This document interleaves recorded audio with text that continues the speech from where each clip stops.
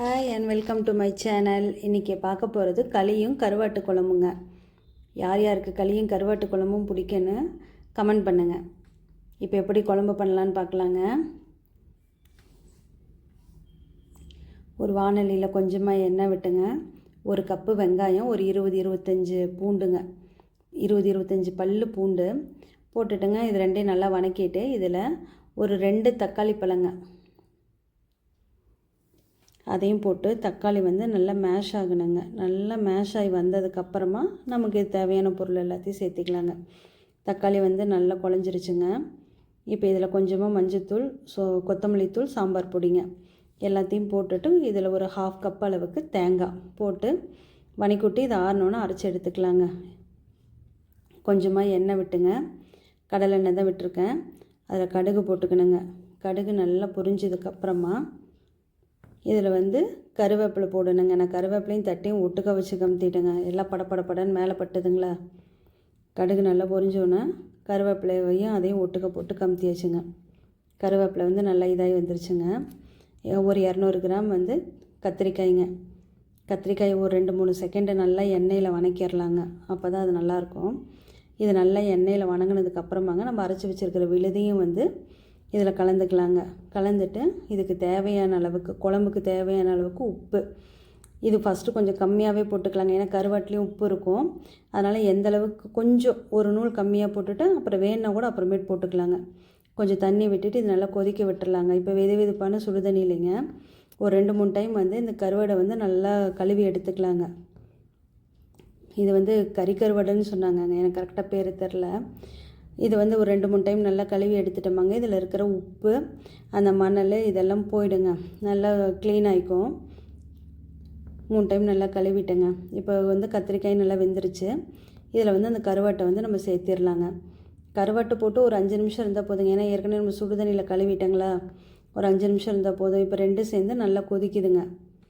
இப்போ இதுக்கு தேவையான அளவுக்கு ஒரு லெமன் சைஸ் அளவுக்கு புளிங்க, அதையும் கரைச்சி இதில் சேர்த்திட்டு ஒரு 5 நிமிஷம் போதுங்க. புளி ஊற்றி ரொம்ப நேரம் வேகணுங்கிற அவசியம் இல்லை, ஒரு 5 நிமிஷம் போதும். இப்போ நல்லா இதாகிடுச்சுங்க. இப்போ தேங்காய் பல்லுங்க, சின்ன சின்னதாக கட் பண்ணினா தேங்காய் பல்.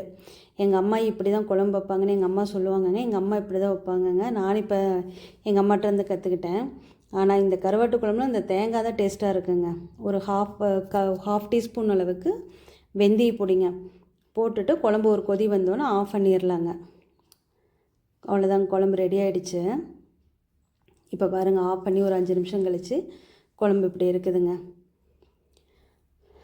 இப்போ அடுத்தது நம்ம களி கிண்டிக்கலாங்க.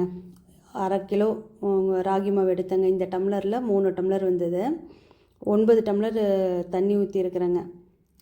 3 டம்ளர் ராகி மாவுக்கு 9 டம்ளர். நம்ம எக்ஸ்ட்ரா தண்ணி எடுத்துடலாம், ஏன்னா மறுபடியும் பத்தலைன்னா அது கொதிக்கிற வரைக்கும் வெயிட் பண்ணுங்கனால எக்ஸ்ட்ரா ஊற்றிட்டேன். இப்போ 3 டம்ளர் எடுத்துட்டேங்க.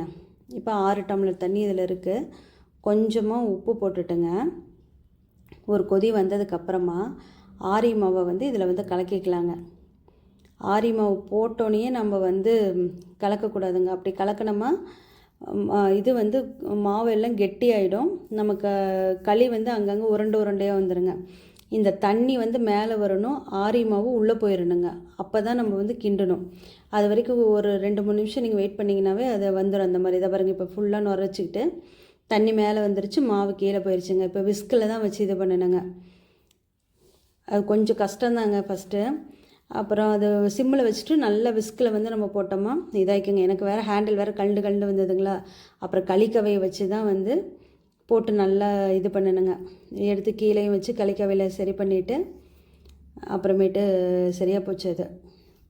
இப்போ லைட்டாக இது அந்த மாதிரி இருந்ததுங்க. கொஞ்சமாக தண்ணி விட்டுட்டு மறுபடியும் நல்லா அந்த விஸ்கில் கிளறி விட்டேங்க.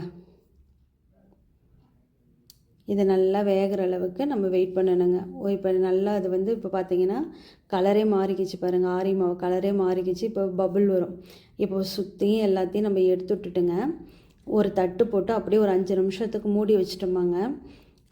நான் அதை அடுத்து இப்படி தொட்டு பார்த்தோமா அதில் ஒட்டக்கூடாது கையில். அப்போ இது ஆரியம் வெந்துருச்சுன்னு அர்த்தங்க. களி ரெடி ஆகிடுச்சுங்க. இப்போ சூடாக சாப்பிட்டுட்டு மீதி அடுத்த நாள் நம்ம கரைச்சி குடிக்கிறதுக்கு வச்சுக்கலாங்க.